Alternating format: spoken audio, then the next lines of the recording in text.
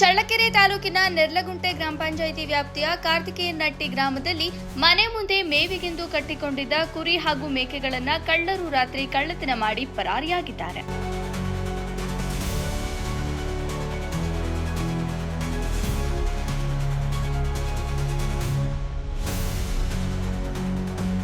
ಗ್ರಾಮದ ನಾಗರಾಜ್ ಎನ್ನುವ ರೈತ 50 ಕುರಿಗಳನ್ನ ಸಾಕಾಣಿಕೆ ಮಾಡಿಕೊಂಡು ಜೀವನ ಸಾಗಿಸುತ್ತಿದ್ದ. ಇದರಲ್ಲಿ 11 ಟಗರು ಹಾಗೂ ಮೇಕೆ ಊತುಗಳನ್ನ ಮನೆಯ ಮುಂದೆ ರಾತ್ರಿ ಮೇವಿಗಾಗಿ ಕಟ್ಟಿಕೊಂಡಿದ್ದ. ಕುರಿಗಳನ್ನ ಕಳ್ಳರು ಕಳ್ಳತನ ಮಾಡಿಕೊಂಡು ಪರಾರಿಯಾಗಿದ್ರು.